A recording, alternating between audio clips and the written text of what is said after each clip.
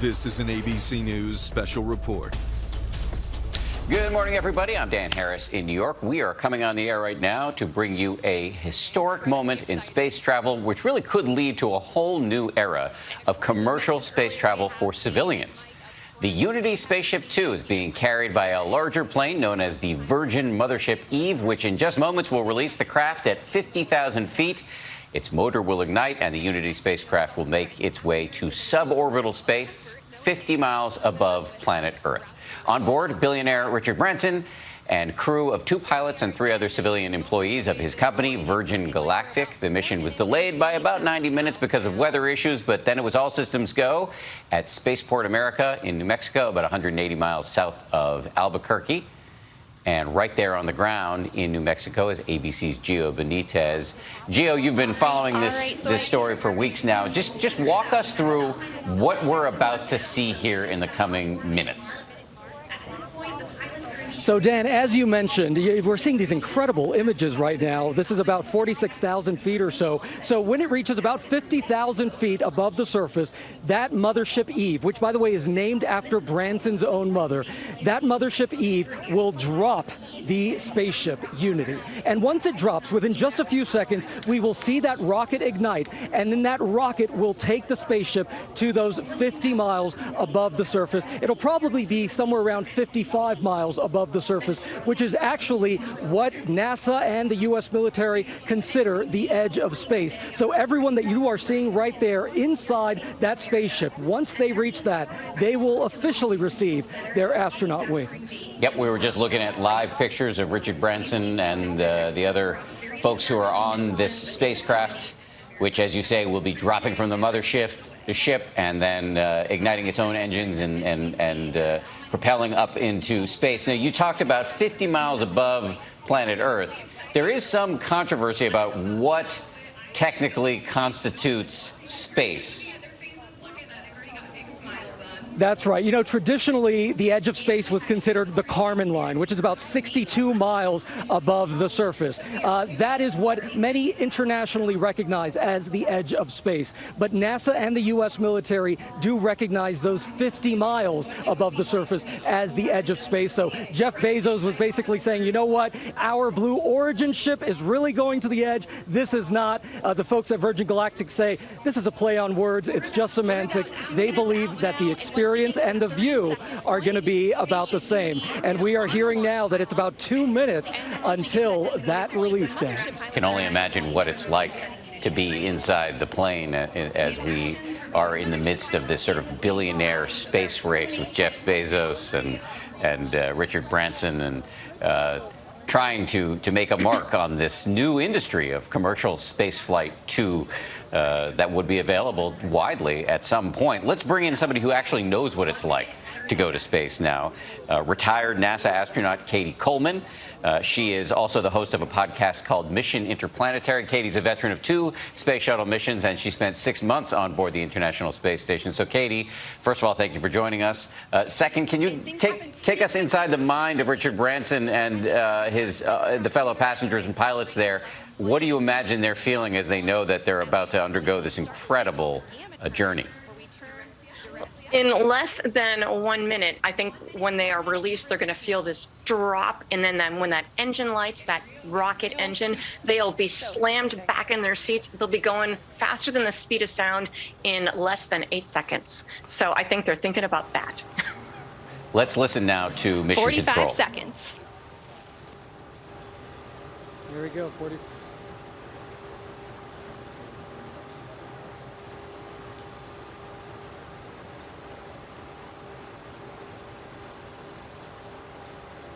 30 seconds. The Spaceship Unity pilots are arming the launch pylon now. We are armed for release. 20 seconds.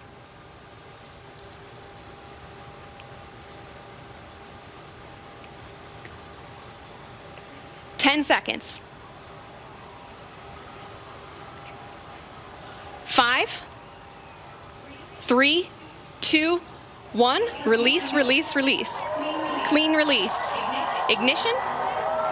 Good rocket motor burn. There's Mach 1 trimming now.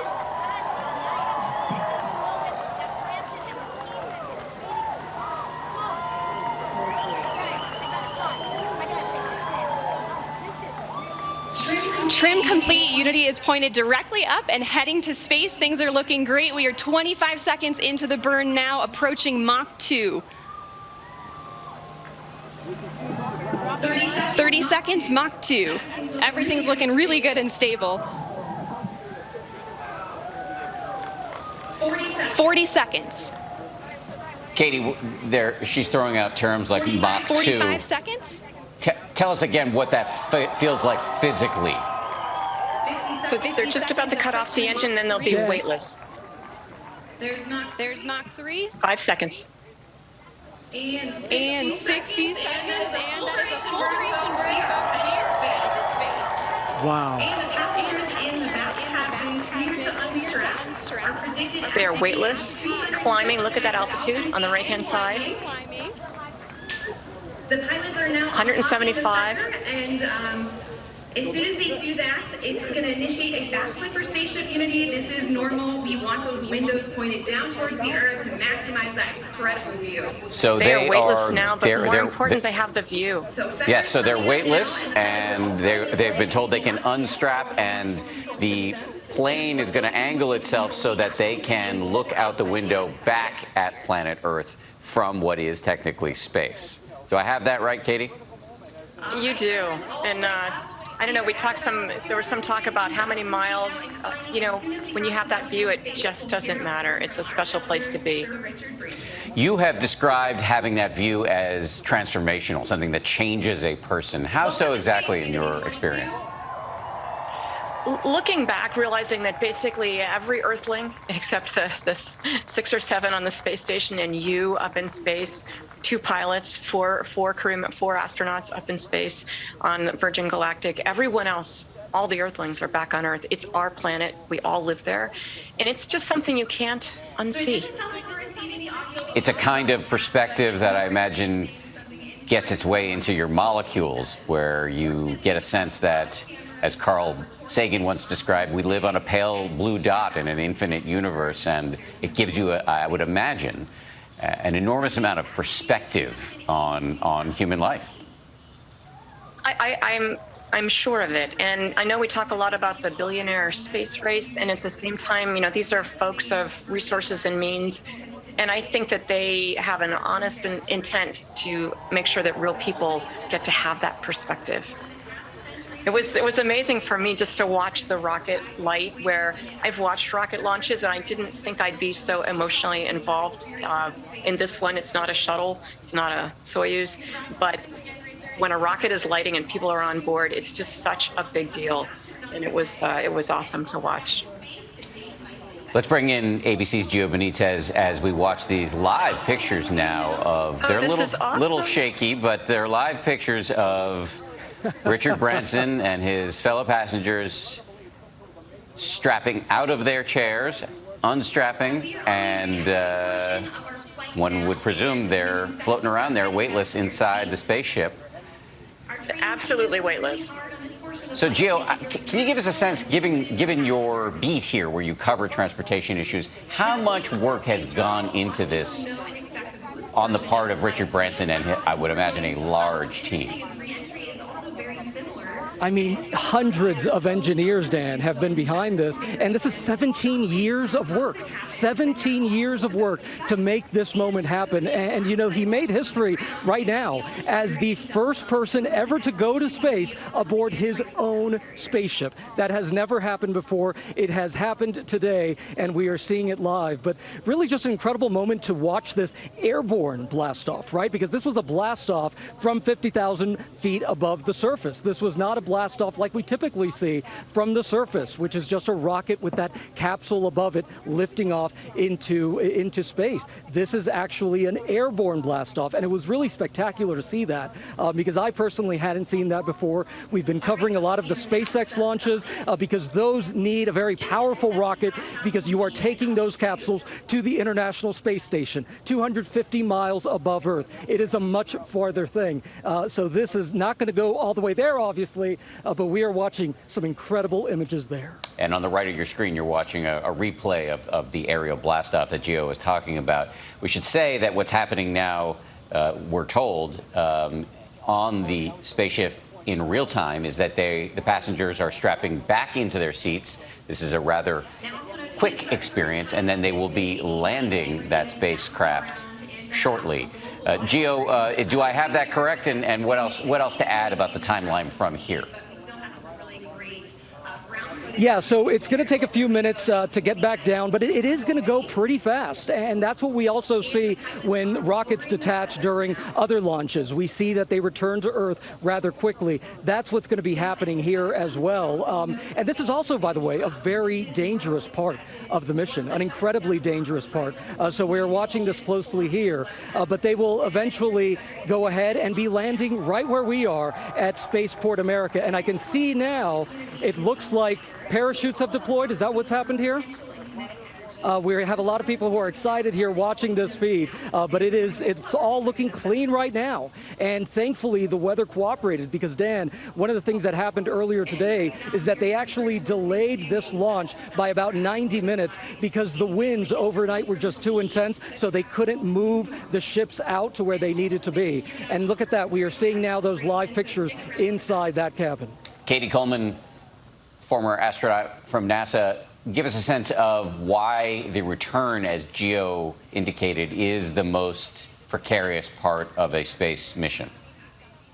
Well, I won't say the worst. Oh, it's great to see the crew inside the cabin there, just so happy to be in each other's company.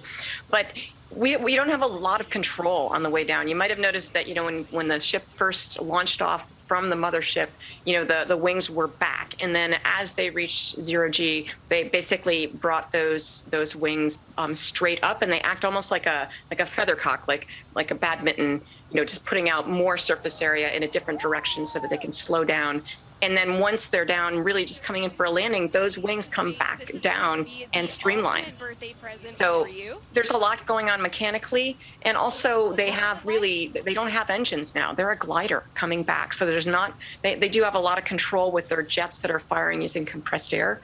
But it's definitely, you're going to come down on the Earth. You just want it to be the way you want it, the way it was supposed to be. Let's listen now to a little bit more of the commentary from the live feed from Virgin Galactic. 30,000 feet. That's airplane range. All right, folks, again, sorry, we're not getting that transmission through the live broadcast, but again, we do have lots of recording devices aboard the spaceship, and we will be sure to release some footage of Richard and the crew up there today.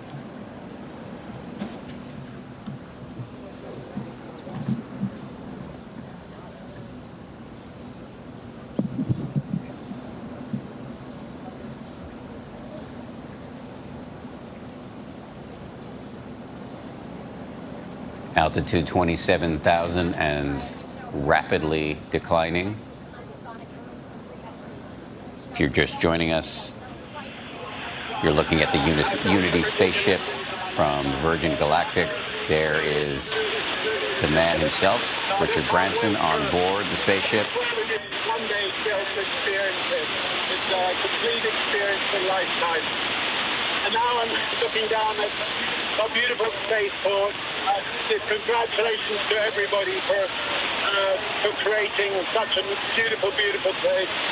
Congratulations to all our wonderful team at Virgin Galactic for 17 years of hard work to get us this far.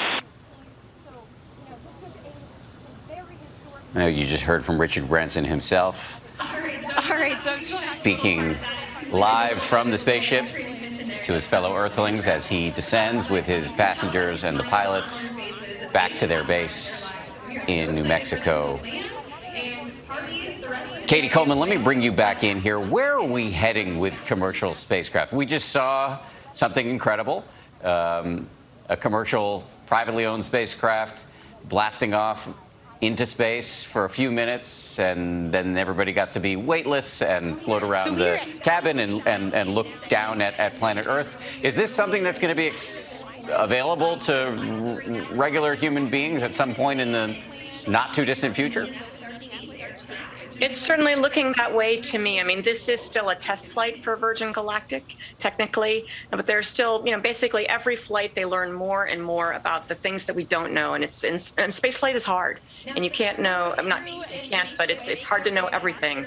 They've learned a lot today, but it is still a test flight. I think that we will see more and more people going on this kind of trip in a few weeks, Jeff Bezos and Blue Origin. And what I think, it's not so much about the number of people that get to go to space, but the fact that it becomes so clear to especially kids down here that the impossible is possible. And then you never know what they're going to do. Not that they all have to become astronauts, but something like this today, 4 very different passengers, a scientist, all those things. It makes a big difference down here on Earth. Let's listen back into the live feed now from Virgin Galactic. Khalid's music.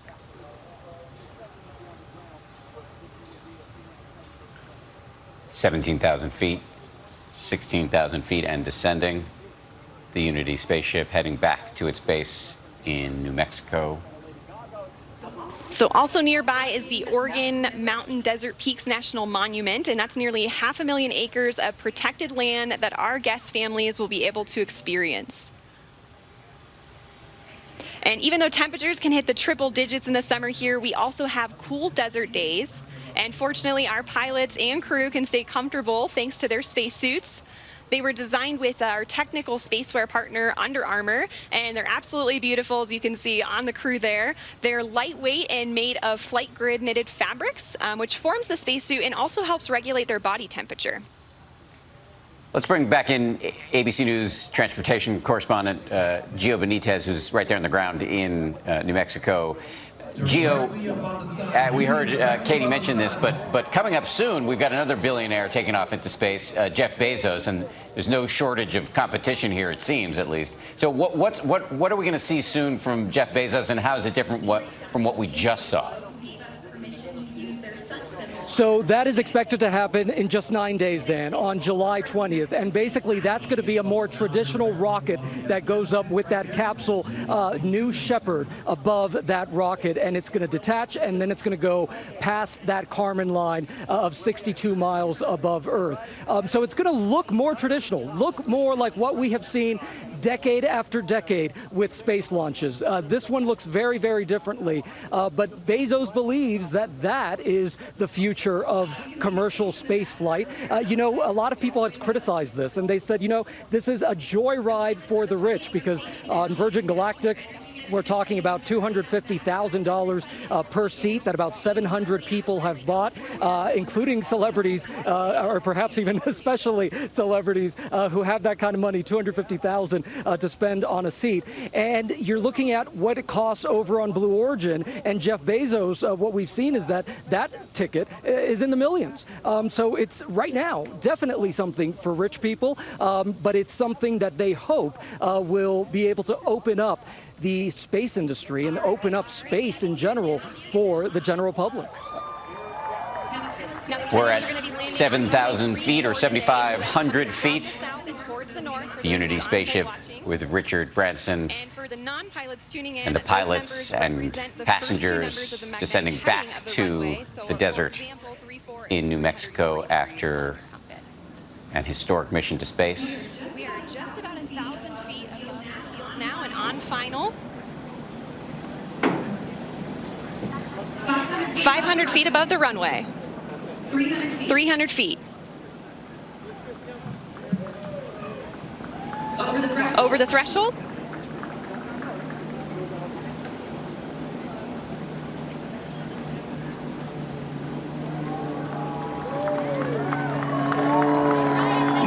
Main gear, touchdown. And we're going to hold it just like this for a minute. Nose down, nose down.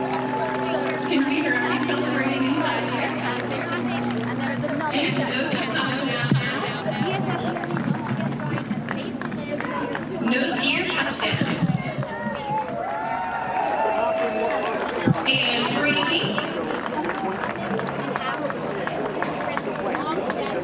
And there you have it, the Unity spaceship from Virgin Galactic, branding quite prominent on the wing, as you can see there, touching down in New Mexico after, as we keep saying, a historic commercial flight to space,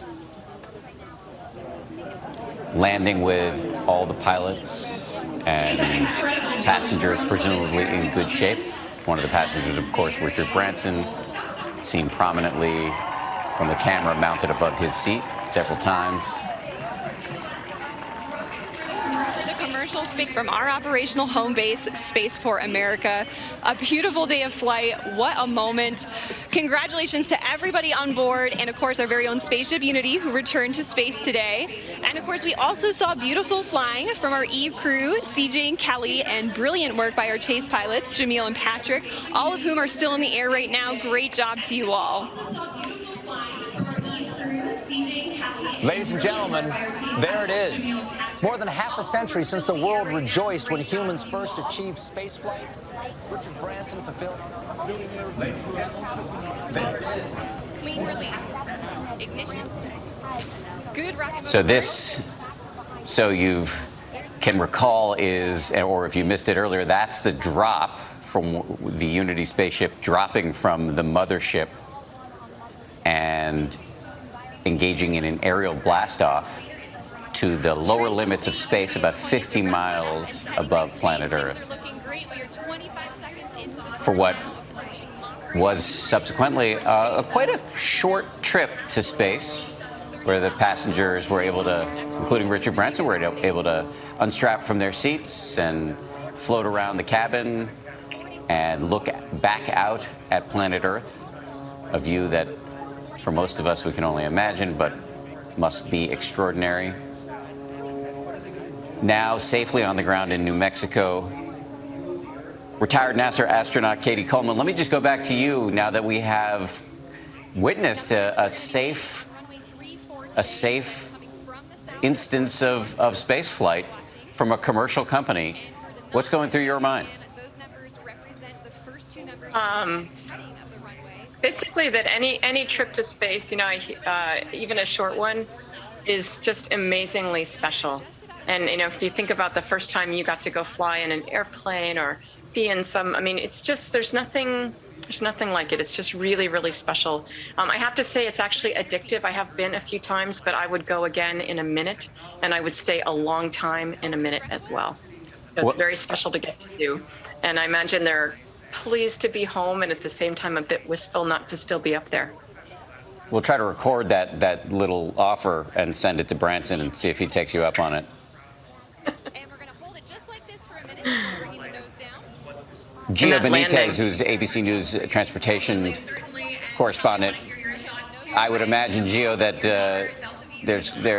this trip has released quite a few endorphins in the brain of Richard Branson. What is next for Virgin Galactic after this successful mission? Yeah, and quite a successful mission it was, Dan. And we have about 2 test flights left for Virgin Galactic this year, and they intend to start commercial operations next year. So 2022 is the year that they are looking at. And once they get started, they really are looking at potentially hundreds of flights per year. So it's going to be quite something to see who actually launches up into space. Ashton Kutcher, we know, already has a ticket.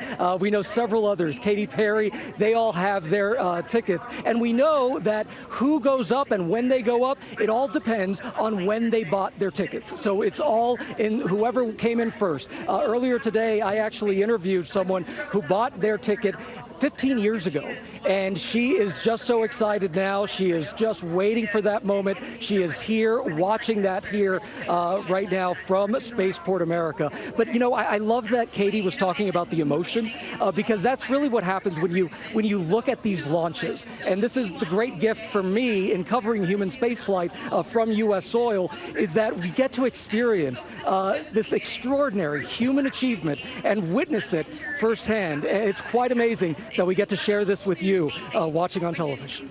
And 9 days from now, as you pointed out, you'll be doing it again. Different billionaire, different company, but Jeff Bezos will be, at least according to the schedule, taking off into space. Gio, thank you for your excellent coverage as always. Let me just go back for some closing thoughts now to retired NASA astronaut Katie Coleman. Katie, take us home with some final thoughts, if you will, as we wrap up our coverage here. I think it's all about the people. I know it's hard to focus on any one of them because they're all different people. They all got something different out of this experience, and it's They made it look easy today, and I think it's actually pretty important to realize how much work has gone in by the Virgin family, which is based on work that all of us have done, over the years in terms of exploration. And exploration is a spirit. You've seen it in this company today. You'll see it in a couple of weeks with Jeff Bezos. You see it with SpaceX. You see it with NASA. This is people are the ones who explore, and people are the ones who solve hard problems. And I'm actually hoping that with this bringing people to space and looking back at the Earth, they realize that they should bring their ideas and their skills right back to Earth and help us solve some of the problems back here. So it's one big circle, one big orbit. Probably not a coincidence that they decided to name the spaceship Unity, after all. Katie Coleman, former NASA astronaut, thank you so much for being part of our live coverage.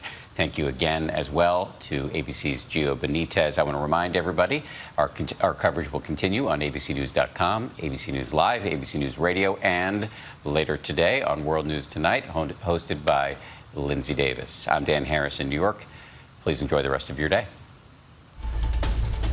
This has been a special report from ABC News. Hi everyone, George Stephanopoulos here. Thanks for checking out the ABC News YouTube channel. If you'd like to get more videos, show highlights, and watch live event coverage, click on the right over here to subscribe to our channel, and don't forget to download the ABC News app for breaking news alerts. Thanks for watching.